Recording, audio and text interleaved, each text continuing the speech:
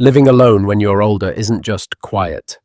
It can feel like the world forgot to leave a flashlight on.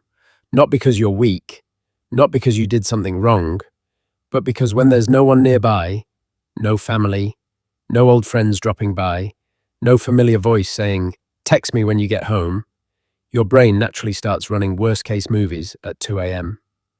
What if I fall? What if I get sick? What if I stop noticing the little things slipping? That kind of silence can feel heavy. And if you're living it right now, I want you to hear this clearly.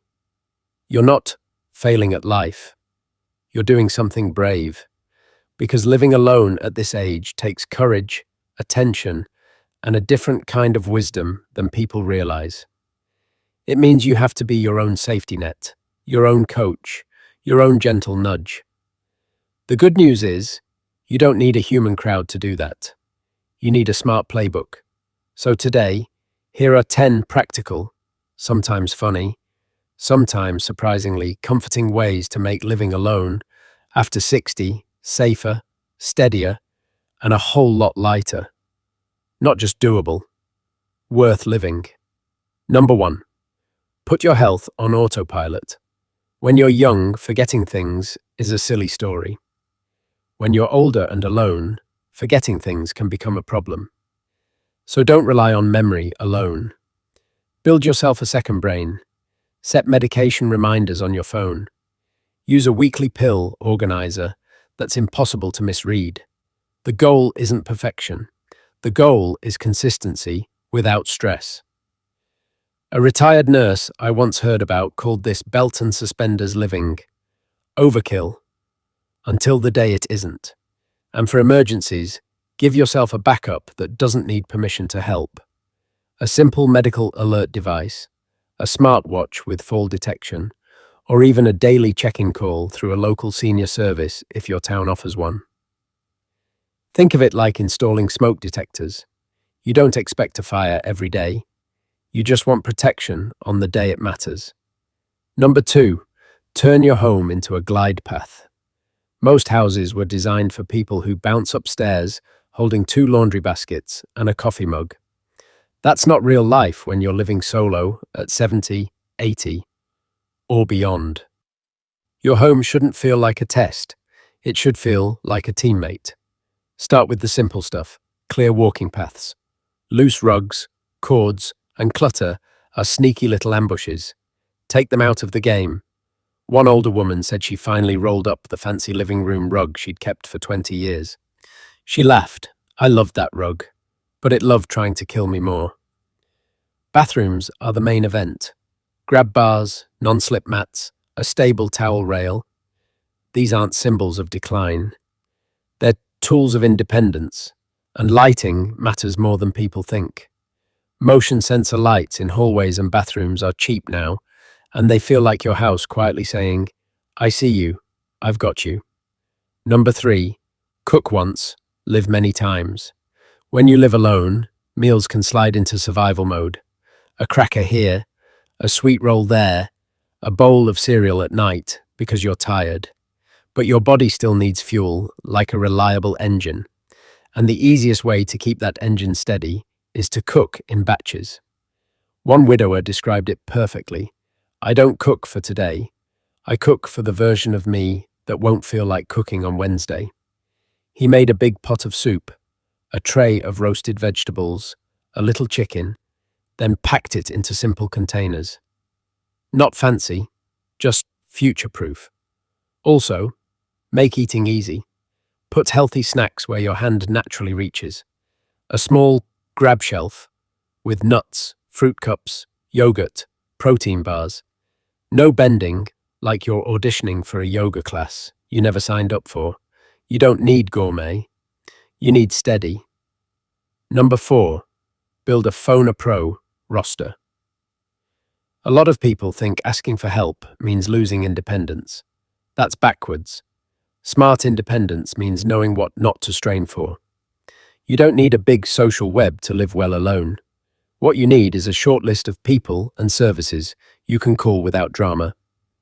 A reliable handyman, a plumber, a cleaning service once a month, pharmacy delivery, grocery delivery, a ride service for appointments. Think of it as your quiet support crew, not invasive, not emotional, just there when you need them. One man joked that his grocery delivery driver was his favorite nephew. Shows up on time, doesn't borrow money, and always brings bananas. That's a win. Number 5. Train for life, not for looks. Exercise changes meaning as we age. At 30, people work out for the mirror. At 70, you work out for your future freedom. Can you stand up from a chair without wobbling? Carry your groceries without struggling? Pick something up off the floor without turning it into a rescue mission? That's the real goal. You don't need a gym. You need movements that match real life. Gentle squats to stay strong for sit to stand. Heel raises for balance. Light presses using water bottles or soup cans. Simple stretches to keep your joints friendly. A woman in her 70s said her whole routine was getting up from her couch 10 times twice a day. She called it her independence practice. Every repetition is a deposit in the bank of I can still live on my own terms. Number 6. Make your routines frictionless. Living alone means you do 100% of the small jobs. Laundry, trash, groceries, carrying things. And that's where fatigue and accidents sneak in. So simplify how you move through your day. Use a rolling cart for laundry or groceries. Keep a small basket by the stairs so you carry several things in one safe trip. Stage tasks so you're not pacing back and forth 5 times for no reason. A retired teacher called this saving knees for joy. Why burn energy on unnecessary trips when you could save it for a walk, a book, a garden, or just feeling good? Efficiency is not laziness, it's self-respect. Number 7. Let technology do the boring worrying. If you don't have a caregiver nearby, tech can cover the dull but important parts of caregiving. Voice assistants can remind you to take meds, drink water, or get up and stretch. Smartwatches can track steps, alert you if you fall, and call for help. Autopay can prevent bills from piling up as quiet stress. A man in his 80s said his watch was his co-pilot. It doesn't care if I'm moody, and it doesn't forget what I forget.